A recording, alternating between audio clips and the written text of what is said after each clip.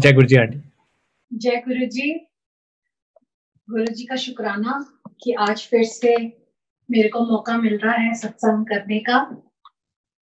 ये गुरु जी की दी हुई मुझे एक ब्लेसिंग है और मैं ये आगे बांटने की कोशिश करती हूँ। कहते हैं कि हर युग में भगवान आए एक साकार रूप लेकर, कभी साईं बाबा के रूप में, कभी गुरु नानक देव के रूप में, कभी कृष्ण रूप में, कभी राम रूप में। और इस युग में हमारे गुरु जी अपना एक बहुत ही सुंदर रूप लेकर एक इंसानी चोला लेके पैदा हुए और गुरु जी आए हम जैसे रूप लेके ताकि हम जैसों को ब्लेस कर सके। गु का अर्थ होता है अंधेरा और रू का अर्थ होता है टू डिस्पेल।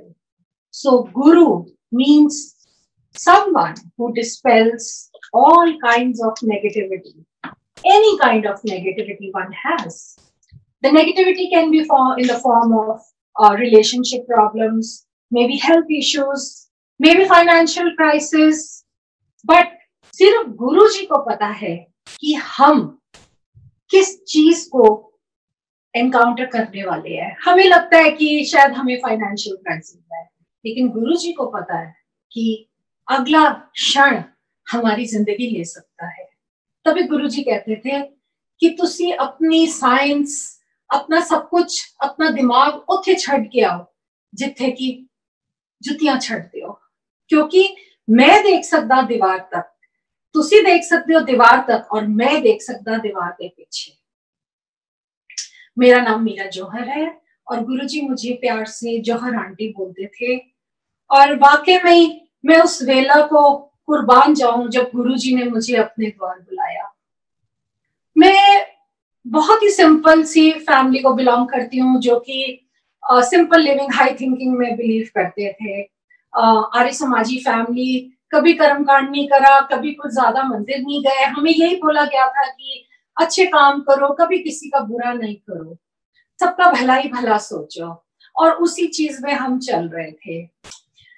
मेरे को यहाँ पर अमेरिका में मोर देन 25 years हो गए, लेकिन in between I was blessed with twin boys और बच्चियों के साथ मुझे यहाँ पर रहना बहुत मुश्किल हो रहा था। तो मेरे हस्बैंड ने, मेरे अंकल अनिल अंकल ने और मैंने सोचा कि चलो कुछ टाइम, कुछ महीने, 1-2 साल हम इंडिया चले जाते हैं, बच्चों के साथ हेल्प हो जाएगी फैमिली की। एंड जब हम इंडिया पहुंचे उसके थोड़े टाइम के बाद मेरे को हेल्थ इश्यूज होने लग गए और वो हेल्थ इश्यूज इतने ज्यादा थे कि मैं घर का रूटीन वर्क भी नहीं कर पाती थी और सबसे बड़ी प्रॉब्लम थी मेरे triglycerides. Anybody who has triglycerides above 200, it's not healthy.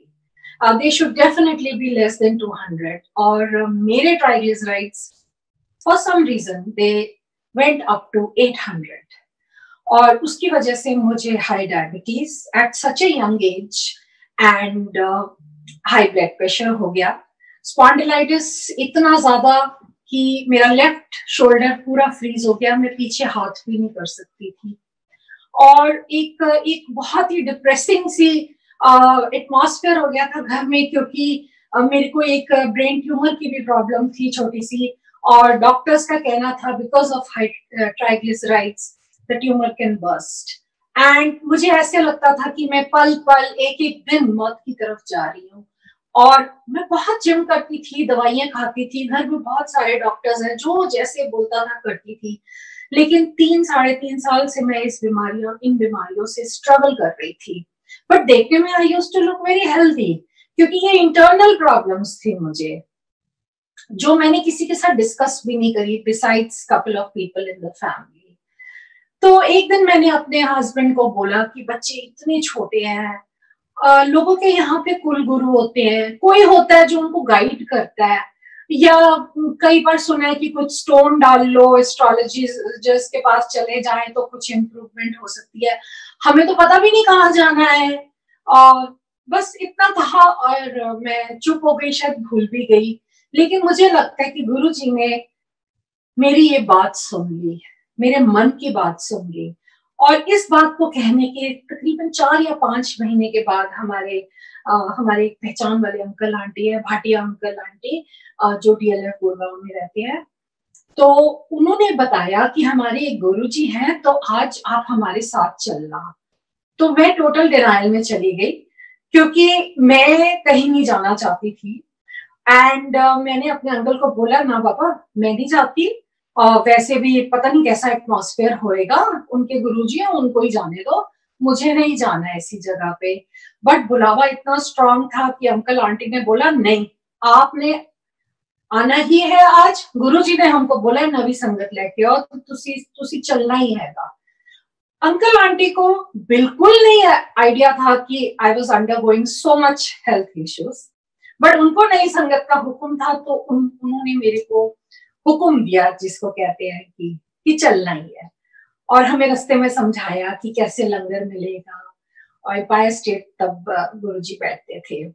और जब हम दिल्ली टू गुड़गांव आते थे, कि because we used to live in DLF, तो मेरे को कई बार आते जाते एम्पायर स्टेट के आसपास रात को हम आते थे, तो हमें हाई सिक्योरिटी की बत्तियों वाली गाड़ी दिखती थी और मूवमेंट दिखती थी पॉलिटिकल।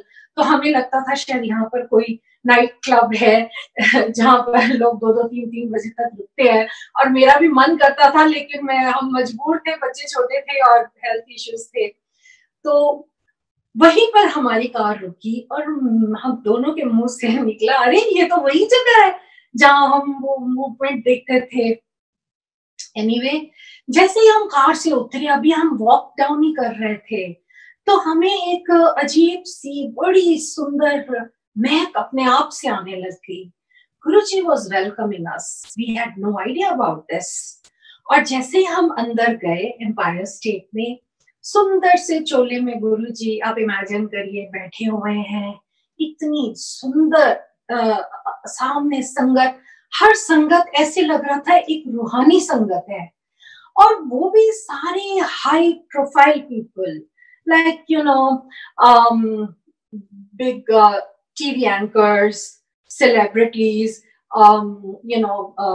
politicians, film stars, और I was little uneasy and misfit, क्योंकि मैंने कहा कि अगर यहाँ पर भगवान का द्वार है, तो फिर इतने बड़े बड़े दिग्गज लोग क्यों बैठे हैं यहाँ पर, हम जैसे लोग थोड़े कम है। और मैं कैसे मान लूं ये जो गुरुजी सामने बैठे हैं हमारी तरह दिखने वाले, ये भगवान शिव का रूप है। So there were so many questions in my mind and in my uncle's mind, but मैं ज्यादा तेज दिमाग लगा रही थी शायद। एनीवे, शब्द इतने अच्छे थे कि जैसे कि मंत्र मुग्ध हो जाता है कोई।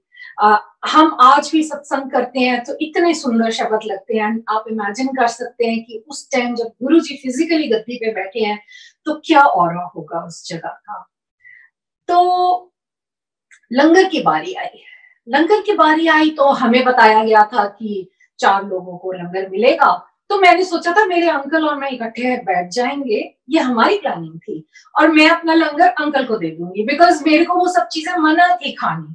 मीठा लड्डू, घी सी भरी हुई रोटियां, बिकॉज मेरे ट्राइग्लिसराइड्स इतने ज्यादा थे और शुगर हाई थी। लेकिन गुरुजी की प्लानिंग कुछ और थी, और गुरुजी ने कैसे लाइन में हमें आगे पीछे करा हमें नहीं पता। एंड इनके थाली किसी और के साथ आई और मेरी थाली किसी और के साथ आई, और मैंने मैं जान के निबल आस्ते आस्ते करने लग गई। I was trying to cheat कि मैं ज्यादा ना खाऊं, जब मैं इतना आस्ते खाऊंगी तो बाकी के लोग तीनों खा लेंगे। लेकिन मेरे सामने वाली आंटी बहुत ही कोई ओल्ड संगत थी, तो वो अपने हैंड्स क्रॉस करके बैठ गई, कह रही ये तो आप ही का लंगर है, आप ही ने खाना है। मैंने कहा देखिए मैं फर्स्ट टाइम आई हूँ और मेरे को ये सब चीजें खानी मना है। तो कहते हैं कोई बात नहीं, आप खा लीजिए, आप आराम से खा लीजिए। मतलब मेरे को जवाब ही नहीं दिया कि नहीं खाना तुम्हें, हम वेट कर रहे हैं, कहती है। तो आई हैड नो ऑप्शन और मेरे को पूरा लंगर खाना पड़ा। मुझे यही लगा कि आज मुझे अपनी शुगर की दवाइयां और बाकी चीजें ज्यादा खानी पड़ेंगी, और वो प्रैक्टिकल माइंड, साइंटिफिक माइंड मेरा चलता गया। आगे का जब समय आया तो मैंने पूरी कोशिश करी कि मैं गुरुजी की आंख से आंख ना मिलाऊं, क्योंकि मुझे लगा कि डेफिनेटली इस जगह में कुछ है, may be somebody will hypnotize me or something, so just escape the situation। और फिर हम आगे के टाइम आगे पीछे हो गए किसी वजह से, और मैंने अपने अंकल को भी समझा दिया, बात बात नहीं करना ज्यादा। तो मैं बड़ी हैरान हो गई कि गुरुजी जिस आसन पे बैठे थे उनके राइट पे मेरे अंकल बैठ गए जाके। गुरुजी ने मेरे अंकल को बोला ऐसे बैठ जा।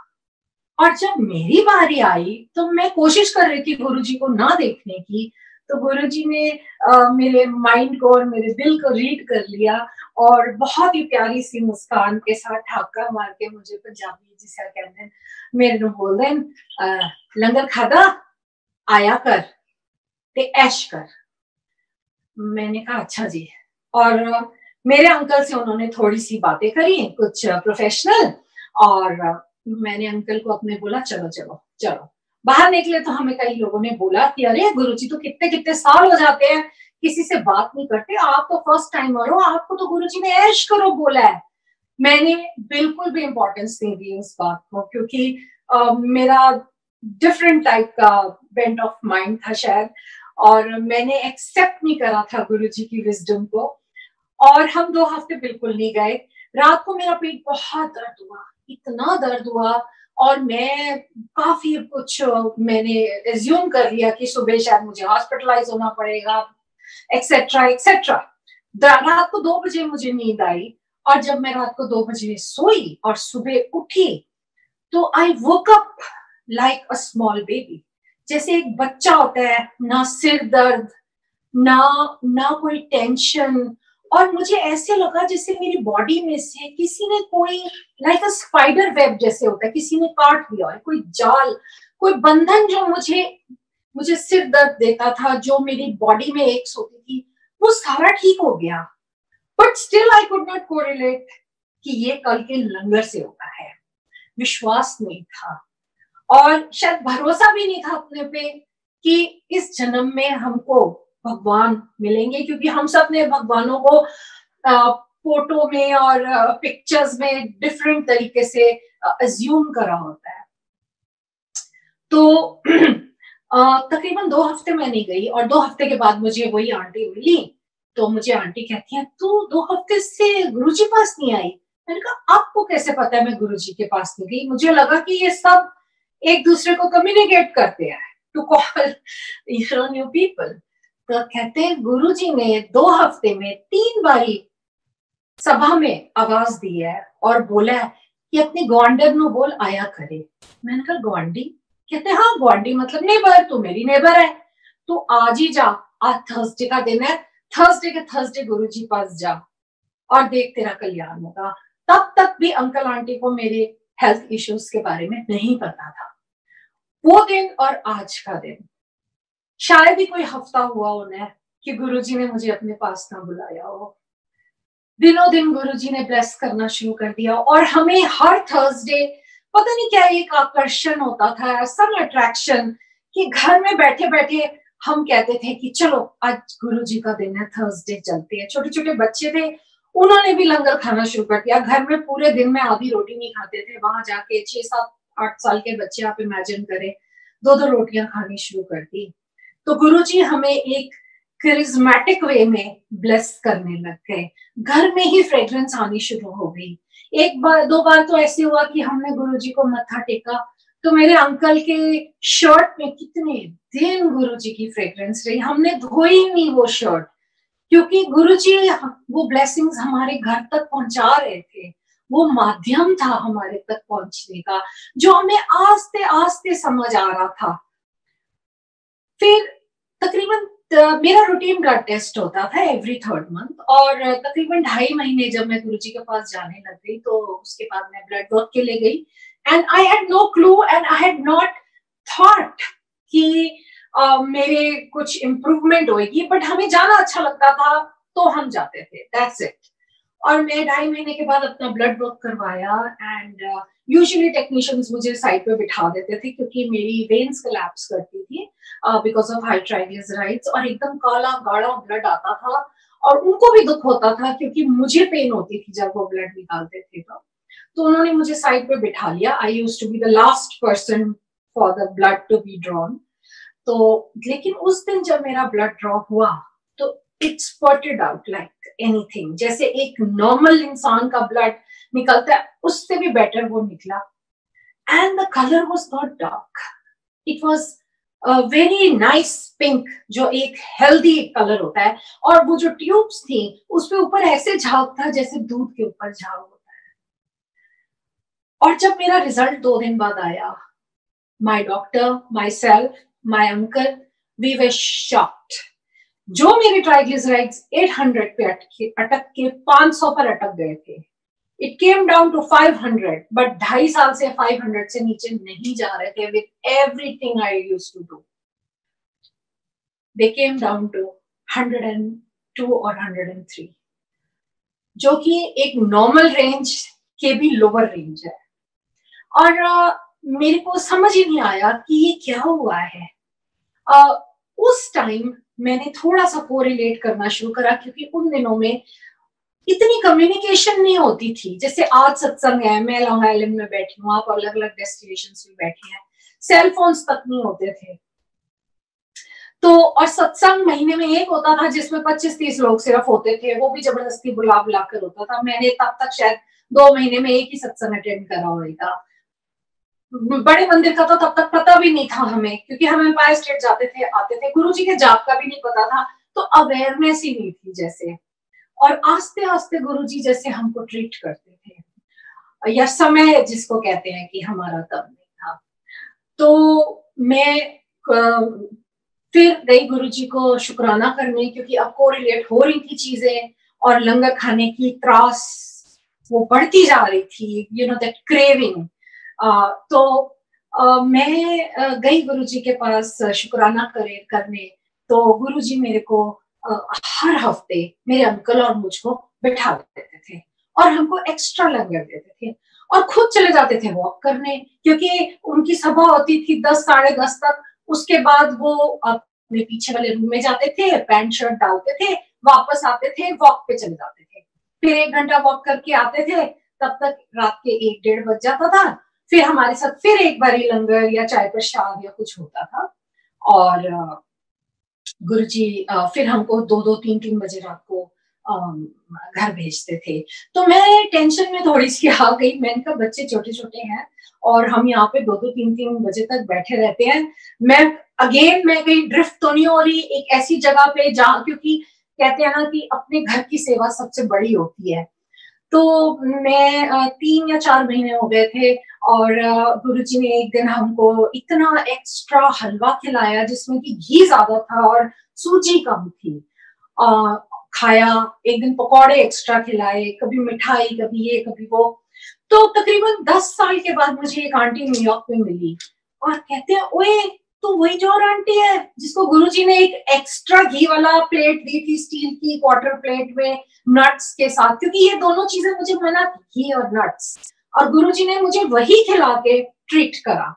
मैंने कहा हाँ। कहते उस दिन गुरुजी किचन में आए थे, और तुम लोग सिर्फ 3 या 4 कपल्स थे रात को 10:30 के बाद, और गुरुजी ने उस आंटी को बोला था, ए जोर आंटी है ना, ए बहुत बुड़बुड़ करती है खान में, एनु एक्स्ट्रा घ्यो वाला आज हलवा खिलाना है, एक्स्ट्रा नट्स पाई। और कहती मैंने ही बनाया था वो। तो गुरुजी ने मुझे वो चीजें खिलाई जो मुझे मना थी। मेरे को व्हीट से एलर्जी थी, तब उन दिनों में सिर्फ 2 रोटियां सबको मिलती थी, एक्स्ट्रा प्रसाद नहीं मिलता था, बहुत कम होता था। लेकिन पता नहीं क्या होता था, कभी जब मैं खा रही होती थी तो मेरे उसमें 3 रोटियां आ जाती थी, या कभी गुरुजी बोलते थे ओनू जाके दे, तो मेरी बारी आ जाती थी। तो वो भी व्हीट का भी मेरा गुरुजी काट कर रहे थे, खिला खिला के। तो करीबन 4-4.5 महीने हो गए थे गुरुजी पास जाते हुए। बहुत जिंदगी एक 360 डिग्री टर्न हो गई थी। बहुत अच्छी, एक जो पैसिव डिप्रेशन था वो जा रहा था, एक लाइट अपने आप से नजर आ रही थी। और तब मुझे किसी ने बोला कि आपको पता है गुरुजी कहते हैं कि मैं लाइट तो आया तो लाइट पे चले जाऊंगा। So the aunty meant the divine light of Guruji. तो मैं मन में सोचा लाइट तो मुझे अपने आप से भी आने लग गई अब गुरुजी पास जाके, क्योंकि मुझे अब जिंदगी से प्यार होने लग गया था।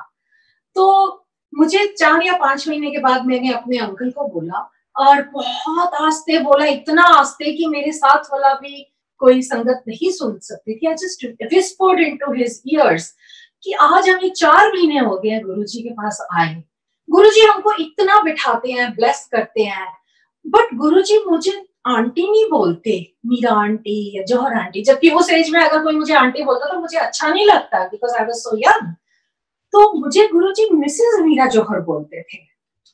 तो पता नहीं मैं गुरुजी की लिस्ट में हम हैं भी या नहीं, फ्री का लंगर खाने हर हफ्ते आ जाते हैं। तो गुरुजी बहुत दूर सड़क के दूसरी तरफ फार्म एम्पायर स्टेट था जहां वो बैठे हुए थे, उनका आसन था। He again listened to my words, you know, and उस दिन जब मैं गई तो आज्ञा लेने, तो उन दिनों में गुरुजी इनवाइट्स देते थे, किसी के घर में शादी हुई कुछ हुई तो कुछ कुछ संगत को इनविटेशंस मिलते थे। Naturally everybody could not go, और जिसको मिलता था वो जरूर जाता था। तो गुरुजी ने राइट हैंड से बड़े जोर से ऐसे करके मेरी तरफ आज्ञा के टाइम एक इनवाइट दिया, और बहुत बड़ी सी हंसी के साथ बोलते हैं, एला जौहर आंटी लव लेटर मेरी तरफों। And everybody who was sitting there, सबके हाथ जुड़ गए। पहली बात कि मेरे को आज प्रमोशन हो गई आंटी की, शायद उस दिन मेरी प्रॉपर एडमिशन हुई गुरुजी के स्कूल में, और लव लेटर गुरुजी ने बोल दिया, क्योंकि मैंने अपने अंकल को बोला था पता नहीं हम इनकी लिस्ट में है या नहीं, मतलब कि गुरुजी ने हमें बता दिया कि तुसी मेरी लिस्ट विच हो। और वाकई में अगर गुरुजी ने हमें अपनी शरण में नहीं लिया होता तो मेरे जैसे अनगिनत लोग हैं जो कि आज हम ऐसे आपके सामने नहीं खड़े हो सकते थे, और उनका इतना गुणगान कैसे होता। तो गुरुजी का शुक्राना जो उन्होंने हमें इतना ब्लेस किया। करते करते मेरे हर क्वेश्चन का आंसर मुझे मिलने लग गया इस जगह से। मन में एक प्रश्न होता था कि हम वापस अमेरिका जाए ना जाए, क्योंकि हम हर साल आते थे यहाँ पर और बच्चों को भी यहाँ अच्छा लगता था, बट हमारा बिजनेस इतना एस्टैब्लिश हो गया था इंडिया में कि अब वो सब चीजें छोड़ के भी यहाँ आना समझ नहीं आता था। तो मैंने एक दिन घर से होमवर्क करके दी, मैंने कहा आज तो मैं गुरुजी को पूछ के रवांगी कि मैंने अमेरिका वापस जाना है कि नहीं जाना। तो मैं जैसे ही आज्ञा लेने लग गई, बड़ी हिम्मत जुटा के मैंने गुरुजी को बोला, गुरुजी एक प्रश्न पूछना है। तो गुरुजी ने ना लेफ्ट की तरफ, और बैठ जाओ थी आंटी, बैठ जाओ थी चुप करके। And I was quite. मैंने कहा आज तो पड़ गई डांट, अब पता नहीं 2 बजे तक बिठाएंगे कि 3 बजे तक बिठाएंगे, लेकिन जो भी है चुप करके मैं बैठ गई मुंह लटका के, like a very bad student, you know, जिसको टीचर से डांट पड़ती है। एंड मेरे को आधे घंटे बाद एक तरफ मेरे अंकल को बिठा दिया और मेरे को तो बिल्कुल ही साथ में बिठा दिया। फिर आधे पौने घंटे के बाद मुझे तकरीबन 10:30 बजे बुलाते, कहते, मैंने कहा हाँ जी गुरुजी, कहते गुरुआं को प्रश्न नहीं पूछे होंगे, जा आगे हो अमरीका वालों। एक लाइन में 2 आंसर्स। गुरुआं को प्रश्न नहीं पूछते। Never never question your Guru, never question गुरुजी। हम उनकी विजडम को क्वेश्चन नहीं कर सकते। ये क्यों हो रहा है, ये दुख क्यों आ रहा है, या ये सुख क्यों नहीं आ रहा, वो उनको पता है। और दूसरी बात, मुझे बोल दिया अमेरिका वाला, यानी कि तूने अमेरिका जाना है, समय उनको पता है कि हमने कब जाना है। मेरे बिना पूछे उन्होंने मुझे जवाब दे दिया।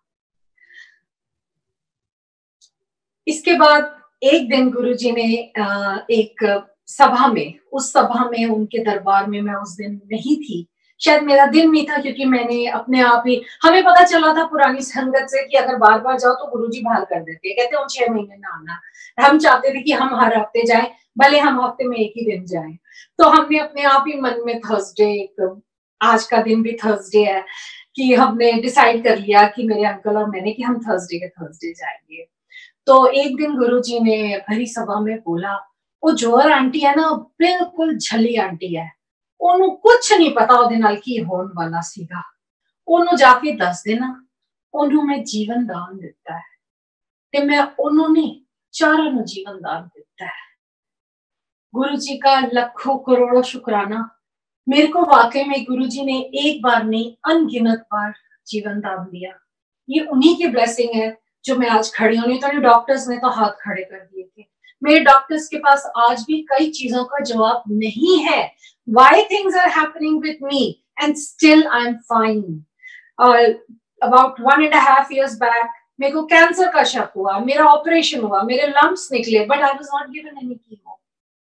मेरी और भी कुछ हार्मोनल प्रॉब्लम्स हैं, but I am fit and fine. ये सिर्फ गुरुजी कर रहे हैं अपने लंगर और अपनी ब्लेसिंग्स के थ्रू। एक दिन गुरुजी ने हमें बहुत रात को बिठाया अगेन, और एंड में बोलते हैं कि हम 4 या 5 कपल्स थे और हम सबको बोला कि हमें ना ਤੁਹਾਨੂੰ एक मिठाई का डब्बा देवांगा ते घर जाके तुसी सिर्फ घर वाले ने खाना हैगा, तो 4 ने खाना है। उनका मतलब था कोई घर में मेड्स है, कोई मेहमान है, वो नहीं। वो दिव्य प्रसाद था। तो गुरुजी एक ही डब्बा दे रहे थे सबको। तो जैसे ही मेरी turn I, he thought something, उनके जहन में कुछ बात आई, और जो ऑर्डर में मेरा हमारे डब्बा आना था उन्होंने वो नहीं दिया मुझे, उन्होंने उसके नीचे वाला दिया। आज उस चीज की मैं डिकोडिंग करती हूँ कि गुरुजी शायद ये बताना चाह रहे थे कि जो तेरी किस्मत जो तेरी किस्मत में ग्रहण था, तेरी तेरी जो बीमारियों की जाल में तू फंसी हुई थी, उसका पार्ट मैंने किया और मैंने तेरे को बेटर मिठाई दी है। और वाकई में जो उन्होंने मिठाई दी थी वो बहुत मेरी फेवरेट मिठाई है। और हमने वो खाई, हमने किसी को नहीं दी, क्योंकि वो गुरुजी का महाप्रसाद था। गुरुजी ने हमारे कर्म पलटे। लेकिन Guruji is Lord Shiva. Lord Shiva, somebody told me, is lord of destruction, but I say lord shiva is god of reconstruction, और रिकंस्ट्रक्शन से पहले थोड़ी डिस्ट्रक्शन होती है। अगर मेरे कर्म हेल्थ वाइज पलटे, जिंदगी में सब कुछ था मेरे पास उस समय, तो we were like playing in everything, मतलब दुनिया की कोई चीज नहीं थी जो हम उठा नहीं सकते थे। लेकिन अगर हेल्थ नहीं है तो अब वो मटेरियलिज्म को क्या करेंगे। गुरुजी भी कई बार कहते थे कि अरे कमलियो, गुरु तुहाडे सामने बैठा है, तो तुसी फिर भी विरली विरली चीजा मंगते हो, कुछ चंगी चीज मंगो। मंगना है तो गुरु नु मंगो। सत्संग में जब हम आते हैं, जाते हैं, तो जब जाने वक्त आज्ञा लेते हैं तो हमें बोलना चाहिए, गुरुजी कार चाहिए, BMW चाहिए, ये चाहिए ना। हमें कहना चाहिए, गुरुजी आप अपने चरण हमारे साथ इस घर से, इस सभा से हमारे घर लेके चलो।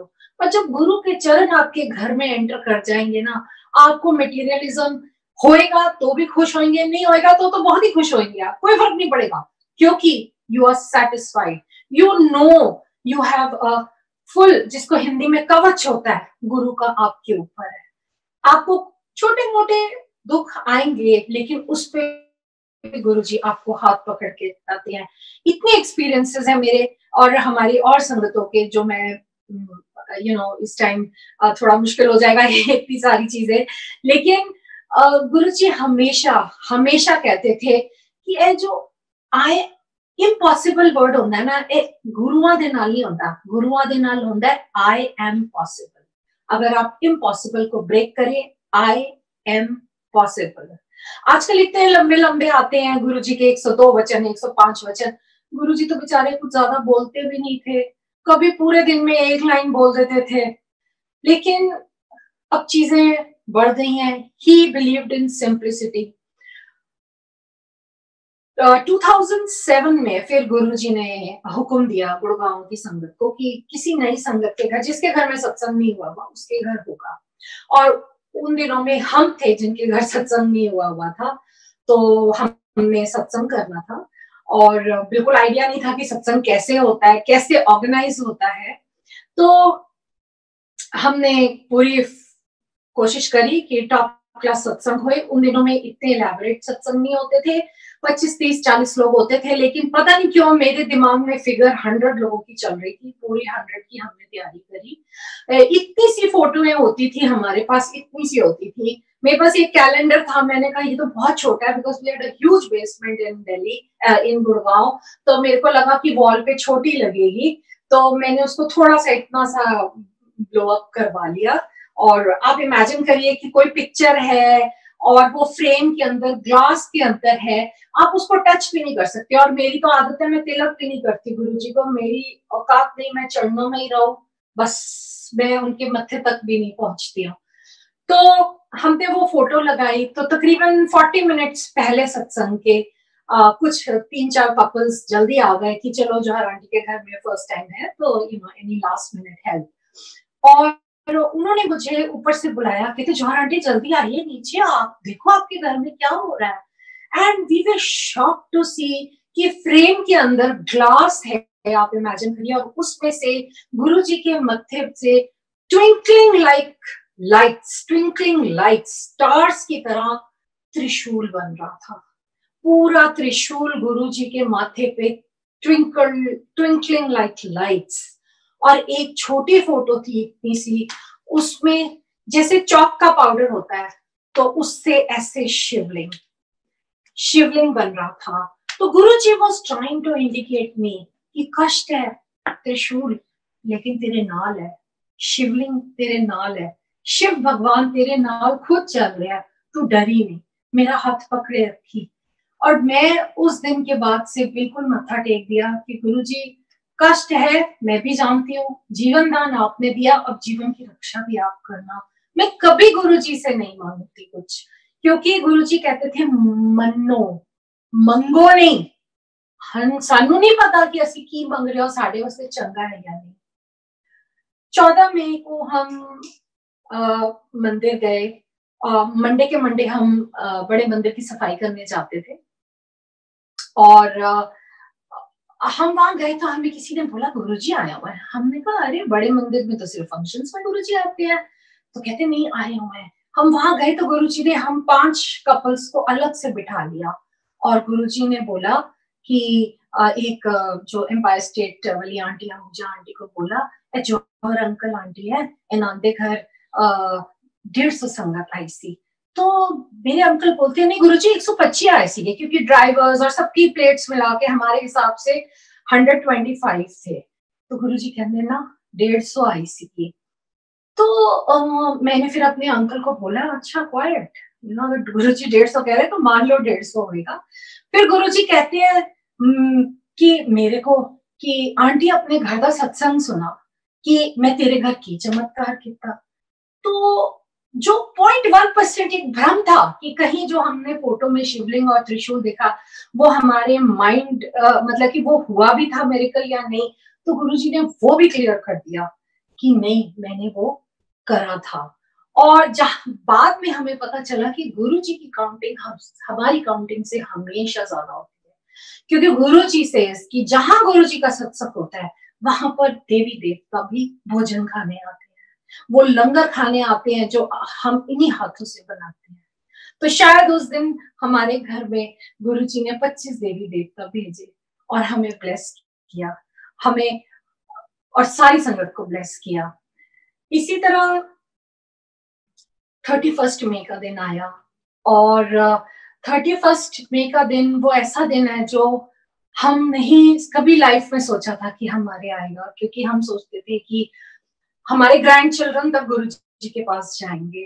बट सुबह के टाइम मेरे अंकल उठे और बड़ा रोने जैसे हो रहे थे 5 बजे और मुझे कहते पानी दे दे। मैंने कहा पानी? कहते हाँ। तो मुझे कुछ नहीं बताया। फिर 8 बजे के आसपास हमें खबर आ गई कि गुरुजी के लिए जाप करो, गुरुजी इज इन द हॉस्पिटल। तब मेरे अंकल ने बताया कि सुबह 5 बजे गुरुजी ने दिखाया था कि वो जा रहे हैं, वो ये साकार रूप छोड़ के जा रहे हैं निराकार रूप में। तो जब वो फिजिकली भी जा रहे थे वो फिर ब्लेस करके हमको गए, हमको एक तरीके का बाय बोल के गए, लेकिन आश्वासन देके गए कि चिंता नहीं करना, मैं तोड़े मान। ऐसा गुरु, ऐसा कंप्लीट गुरु कहाँ मिलेंगे? हम तो उनके चरणों की धूल में भी पड़े रहे तो हमारे लिए हमारा जीवन सिद्ध है। 2008 में मेरे को गुरुजी ने ब्लेस किया था। मेरा जैसे मैंने बताया कि हाथ नहीं चलता था और मेरे को स्पॉन्डिलाइटिस की बड़ी तकलीफ थी। तो 2008 में मैंने एक दिन सोचा था कि मैं गुड़गांव टू रेड कैलाश घूमने जाऊंगी और मेरे को सुबह सुबह स्पॉन्डिलाइटिस की इतनी तकलीफ हो गई कि मैं जी के जा नहीं पाई। एंड शाम को जब मैं आई तो मुझे पता चला कि जिस दुकान पे मैंने जाना था एग्जैक्टली वहीं पे बॉम्ब ब्लास्ट हुआ। So Guruji made sure that I don't go there. But मुझे जब रात को भी मैंने टीवी लगाया तो मैं मन में ये एक ही बात सोच रही थी, मुझे दर्द क्यों है। मेरा ध्यान ही नहीं गया कि अरे वही तो बम ब्लास्ट हुआ था। 2 दिन बाद जब मंदिर गई, मंदिर से आ रहे थे हम, तो हमारी कार में कैलाश खेर का एक गाना बज पड़ा, टूटा टूटा एक परिंदा ऐसे टूटा। और उसमें एक लाइन थी, अल्लाह के बंदे हंस दे, दर्द भी तेरे काम आएगा। तब हमें समझ आया कि मुझे वो दर्द क्यों हुआ था। तो गुरुजी ने दर्द देके, ये दर्द देके वो दर्द बचाया, फिर से मुझे जीवन दान मिला। सत्संग इस तरह चलते रहे। 2010 में 9 में मैं अमेरिका वापस शिफ्ट हुई। कुछ घर में ऐसा हुआ कि मैं बहुत दुखी थी और मैं बहुत रो रही थी। तो सपने में जनवरी का महीना था 2010 का, और गुरुजी ने मेरे को सपने में दर्शन दिए। कहते हैं स्वप्न दर्शन बिल्कुल वैसे दर्शन होते हैं जो लाइव दर्शन होते हैं गुरुजी के। और स्वप्न दर्शन में गुरुजी ने अनगिनत बार आके मुझे हुक्म दिया है कई चीजों का। और इस टाइम मुझे हुक्म दिया कि आंटी तूने न्यूयॉर्क पे सत्संग शुरू करना है। मैं क्या गुरुजी, मैंने सपने में ही मना कर दिया। मैं क्या गुरुजी, हालात ठीक नहीं है, क्योंकि मेरे ब्रदर की डेथ हुई थी और मेरी बिल्कुल भी मैं इमोशनली टूटी हुई थी। Guruji wanted me to come out of that. और गुरुजी ने मुझे बोला, हाँ तू सत्संग करेंगी सपने में, ते कोने कोने तक चद्दर पा, ते तू करना की है, संगत ता मैं भेजनी है, 2 फूल ते 2 दिए मां। कहने का मतलब था एब्सोल्युटली सिंपल, 2 फूल 2 दिए। हम बड़ी बड़ी चीजें लगाते हैं गुरुजी के आसन पे, वो हम अपनी सेटिस्फेक्शन के लिए लगाते हैं, बट गुरुजी हमसे कुछ नहीं मांगते।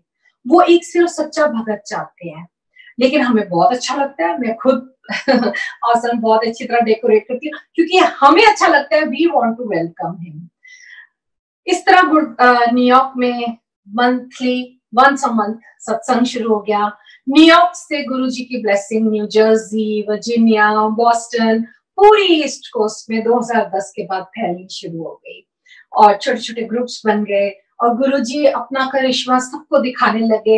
एक टाइम था जब मैं खड़े होके फोन कर करके लोगों को बोलती थी प्लीज आना हमारे गुरुजी का सत्संग है। कोई मजाक उड़ाता था, कोई मानता ही नहीं था, कोई फोन रख देता था, कोई फोन ही नहीं उठाता था। और आज वही लोग मुझे फोन करके बताते हैं, मीरा आंटी मेरे साथ ऐसे ऐसे करा गुरुजी ने। और मुझे इतना अच्छा लगता है कि जो पौधा, जो बीज मेरे से गुरुजी ने, मैं तो निमित्त हूँ, मेरी जगह गुरुजी किसी को भी चूज कर सकते थे, इस चीज का मुझे बिल्कुल घमंड नहीं है, लेकिन गुरुजी ने मुझे इस चीज के लिए चूज करा। ये उनकी ब्लेसिंग है, उनकी मेहर है मेरे पे और मेरे परिवार पे। मेरे छोटे छोटे बच्चों ने गुरुजी की सेवा करी, शायद उसका फल वो आगे तक भोगेंगे। और आज इतना पूरे अमेरिका, क्या मैं तो कहती हूँ पूरे ब्रह्मांड में गुरुजी का आज सब झूम झूम के गीत गा रहे हैं। पूरे वर्ल्ड में ऐसी ऐसी जगहों से सत्संग की आवाजें आती है, जो सिटीज एंड जो जगह हमने लाइफ में सुनी भी नहीं थी। गुरुजी कहते थे ना कि जब कोई मेरे को आंदा है तो मैं ओदी सब पुश्ता ब्लेस करदा। गुरुजी के शब्द, गुरुजी का लंगर और गुरुजी का सत्संग, ये तीनों माध्यम है गुरुजी के ब्लेस करने के। अभी हमने लास्ट ईयर नया घर लिया तो मैं 7 नंबर ढूंढ रही थी, मुझे लगा गुरुजी का 7 नंबर होता है, लेकिन ultimately we landed up buying a house which was 3। And मैंने एक आंटी को बोला, मैंने कहा गुरुजी तो 7 बोलते थे, मैं गलत तो नहीं ले रही? तो कहते नहीं, 3 में तो ओम है और 3 में एक ओमकार है, तेरा तो घर बिल्कुल ही, तू कर दे कॉन्ट्रैक्ट साइन, तेरा तो घर बिल्कुल ही संपूर्ण है। फिर बाद में हमने देखा कि उस स्ट्रीट का नाम है, अगर मैं स्पेल करूं तो SEWARD। अगर आप फर्स्ट 4 लेटर्स देखें तो वो है सेवा, SEWARD, टूवर्ड्स सेवा। तो गुरुजी कह रहे हैं घर जरूर बदल रहे हैं तेरा, लेकिन तेरी सेवा कार्य में। हर जगह से गुरुजी मैसेजेस देते हैं, पिक्चरों के गानों से, होर्डिंग से, नेम प्लेट से, कार की, हर क्षण हर पल गुरुजी हमारे अंग संग है। ये डिविनिटी हमारे अंदर है।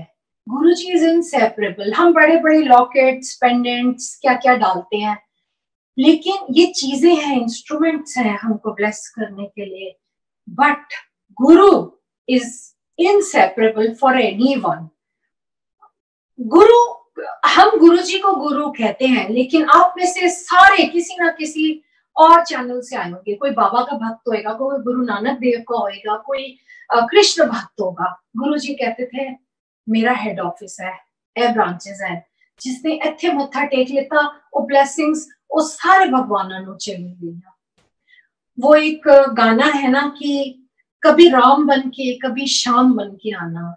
अगर आपके घर में सत्संग है तो उसमें लास्ट की 2 लाइनें उस सिंगर ने ऐड करी थी, तुम गुरु जी के रूप में आना।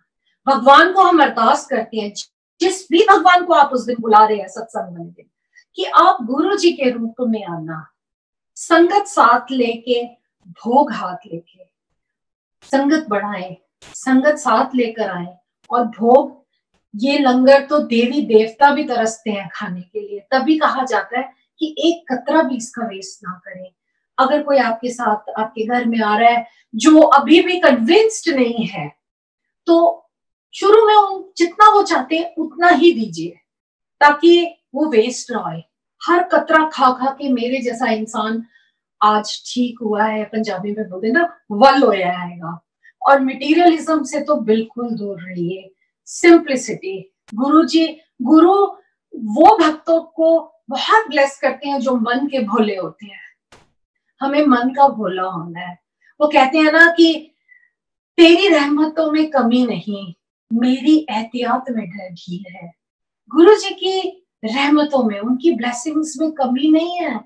हम एक मांगते हैं, वो हमें 10 मांगते हैं। मतलब जो हमें चाहिए, जैसे मेरे को सेहत चाहिए, किसी को बहुत फाइनेंशियल क्राइसिस है, तो वो उससे ज्यादा देते हैं हमेशा। बट हमारी एहतियात में ढील है। हम कई बार वो ब्लेसिंग्स लेके भी कहते हैं सो व्हाट, ये तो होना ही था, so what, it's not a coincidence. But गुरु जी के वर्ल्ड में, गुरु जी खुद कहते थे देयर इज नो कोइंसिडेंस। ये गुरु जी, जब आप गुरु जी की दुनिया में एंटर कर जाते हैं, या गुरु जी आपको अपनी दुनिया में ले लेते हैं, there is no coincidence, it's only his grace, his बख्शिश। मैं क्वेश्चन ये भी करती थी कि गुरुजी रात को क्यों बुलाते हैं हमें, क्योंकि बच्चे छोटे थे। तो मेरे को थोड़े दिनों में जवाब आ गया कि गुरुजी कहते हैं कि दुनिया के 5 मंदिर है। पहला मंदिर तन मंदिर, अपने तन का खुद ध्यान रखो। अगर मुझे दवाइयां बोलिए तो मुझे खानी है, लेकिन वो दवाइयां भी असर तब करेंगी जब उनकी ब्लेसिंग होगी। दूसरा मंदिर घर मंदिर, तन मंदिर, मन मंदिर। अपना मन को साफ रखिए। हो सकता है आपके सामने आपका दुश्मन बैठा है या जिसको आप लाइक नहीं, लेकिन आज वो गुरु का भक्त है, आज वो वहां पे बैठा है, उस विसिनिटी में बैठा है, उस रूहानी दुनिया में बैठा है जहां गुरु जी इज द किंग। तो अपने मन में कुछ ना रखें। कमरा मंदिर, अपना स्पाउस, अपने स्पाउस के साथ, ये नहीं कि घर में झगड़ा करके और गुरु जी के पास आए, वो हमें नहीं करना। चौथा, आपका घर मंदिर, आपके इन-लॉज, आपके ब्रदर सिस्टर्स, आपके पेट्स तक की सेवा आप करें, उनका ध्यान रखें, छोटी छोटी बात का। तद आओ 5वां मंदिर, मेरे मंदिर, गुरु जी कहते थे। 5वें मंदिर आओगे शाम में, ताकि तुम जो, क्योंकि हमें स्पिरिचुअली अपलिफ्ट करते हैं Guru ji, but we have to live in this world, in this physical world. हमें जॉब भी करनी है, हमको काम भी करना है, हमको अपने कुकिंग भी करनी है, ड्राइव भी करना है। उन सब कामों के पीछे गुरुजी हैं हमारे, और वही हमारी गाड़ी खींचते हैं। तो इसलिए हमको गुरुजी शाम को बुलाते थे। वो अर्धनारीश्वर का रूप है, शिव जी है, महाशिव है, शिवों के शिव है।